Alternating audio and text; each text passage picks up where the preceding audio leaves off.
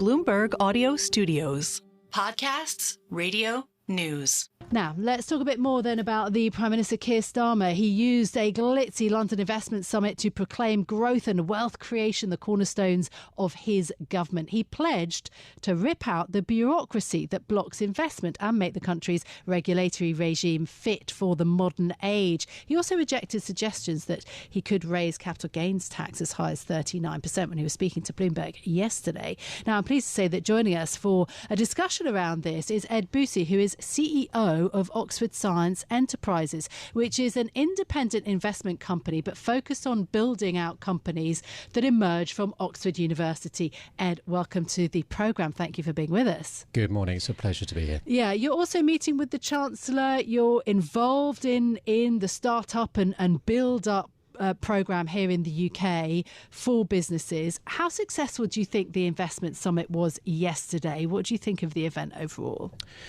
Well, it sends a very important signal out to the global market that the UK is open for business. So I think that has to be applauded. And clearly, we had some sort of big name investors attending, and I think signalling is important. We do need to reset the narrative. We need some more positivity, and I wasn't at the summit personally, right, but looking at the coverage, including the great coverage from Bloomberg, I should say, I think it feels like the government is genuinely intending to really drive the growth agenda. I think there's some sincerity behind that, and is trying to be more ambitious around that area, which is very welcome. Okay, that's good, but surely action and delivery are the thing that is required. I mean, the diagnosis of the issue in terms of trying to improve the business environment, that's well understood. They have to deliver, don't they?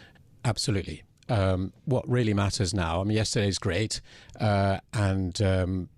what really matters is what we all do now off the back of it, because this needs action, and it's fantastic. We had some amazing headlines yesterday, some really big investment numbers, which are sort of great, which is great news, but this needs to flow through into tangible action that makes a real difference for those of us who are trying to build companies from the ground up in the UK.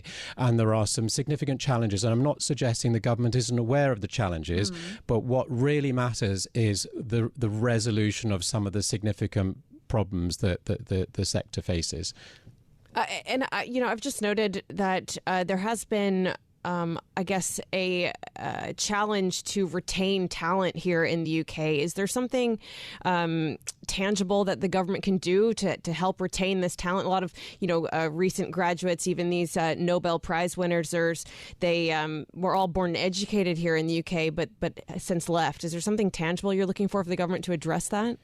Well, there's a few really important dimensions to your question. I think, first of all, if you look at the founding entrepreneur ecosystem that we have here in the UK, it's global. I think the latest numbers of 40 to 50% of the founders of our fast growth companies come from outside the UK. So it's not just academics in universities, it's the founders of our business, but also the early stage investment community. It's entirely global, it's international, it's from all over the world. And we do have a problem attracting that talent across all those areas into the UK. And I noted yesterday there was some comments around, well, there hadn't been that many references to the word tax. Now, if you're a large corporate based outside the UK, that's sort of one scenario, and you might hear that message. But if you're a founder or an academic looking to set up a business, or an investor or a family office, the really critical layer of the ecosystem, which we need of which we need thousands, those people do really care about taxes, their personal taxes, capital gains taxes, inheritance taxes. So for those people who would be directly affected, when we talk about working people, this includes that group, the hard-working entrepreneurs that are trying to build companies. And we need to bring them from outside the UK, because there are not enough here in the UK to build the sort of scale of growth that we're talking about. Okay, so you reassured then that Stephanie Flanders, when she was speaking to Keir Starmer yesterday, managed to get, an avowal that actually 39% was a bit off the mark in terms of capital gains tax increases. Do you think that, or the people that you are speaking to, are leaving because of the concerns around higher taxation, personal and business? I mean, I look, I can't talk about this quantitatively. I do know anecdotally a number of investors and entrepreneurs who have already decided to build their business outside the UK just because they're concerned around the direction of travel that has been signalled from a taxation perspective. Because this group is entirely mobile. Yeah, it's global, it's mobile. They can set their business up in Zurich or in Barcelona or elsewhere. And we need to remember that there are some sort of financial challenges for the UK, which will, and it sounds like it's going to need some sort of tax increase, but we're competing in a global marketplace for talent. And tax is an important part, it's not the only part, but it's an important consideration for people where they think about locating themselves. So are Keir Starmer and Rachel Reeves pro-entrepreneur?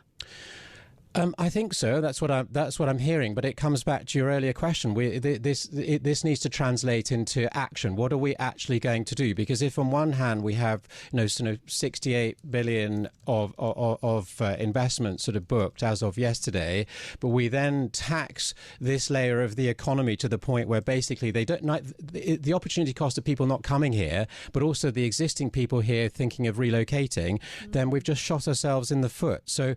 It's going to come back to what do we actually do off the back of this, and so all eyes focused on the 30th of October in this respect. But there are other parts of this.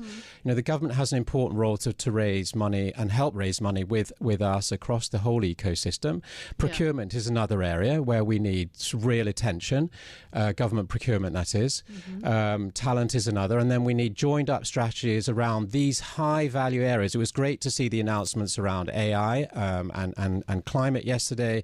But we need to be focusing on quantum and the other sort of critical areas where the UK has got a global edge.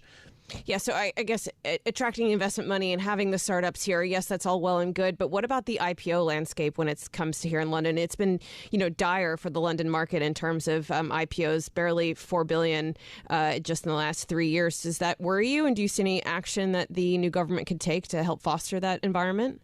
Well, I know, talking to the likes of Julia Hoggett, that there is a real concern and a real push to try to address that. It's going to take time. A lot of these things, Mansion House, it's going to take time. So I think there's a lot of good intention and goodwill and a lot of good work going to try to resolve it. But you're absolutely right. This is a problem. If we look at our portfolio, we have 120 companies in the portfolio. We're building 10 new spin-outs a year.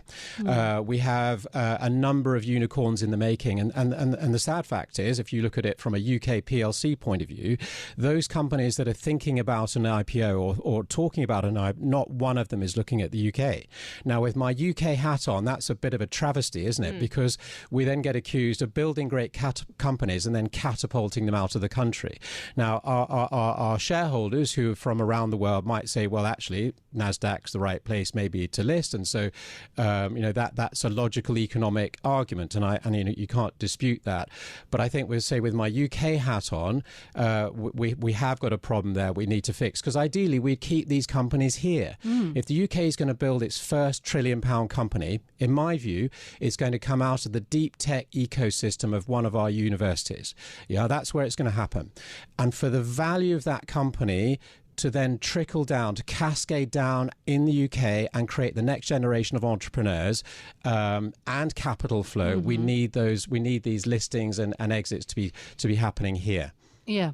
And everybody, the government downwards, talk about the importance of the capital and the kind of the brains trust that we have in our top universities, including at Oxford, which is so important. And yet, only earlier this year, I was doing special reporting and a long podcast about the dire need to fund universities a little bit better, and the fact that the 9,000 and something cap on university fees is going to have to go up. That would seem to be the drive. I mean, funding universities so that people come here, and then the visa requirements so that you can come here and build that business. Is the government doing anything on that? Never mind skills and so on. Well, so you've hit on a real... I mean, this is why I'm so energised about what I'm doing. And it can equally be frustrating because one of the areas where the UK has a massive competitive edge is around our universities. 4 of the top 10 universities in the world are UK universities. 28 of the top 100 are UK universities. I mean, we are punching way above our weight. And so funding our universities properly and then supporting the commercialisation of the world-class research that comes out of them is absolutely critical to the government's agenda on growth, productivity and creating a superpower. One last thought then. Are you disappointed that the amount of money being invested into the National Wealth Fund has been cut by, about a fifth? £27.8 billion will be allowed to be deployed for the National Wealth Fund, which is one of the sources of crowding in public-private money together. Oh, I think it's still a large amount of money. What I'm focused on is where is that money going to be allocated, and also that's why the Mansion House Compact is so important. That's the 40 to 50 billion that if we can drive that through on an accelerated basis, we haven't got a lot of time here. Then I think that's what's going to make a real difference.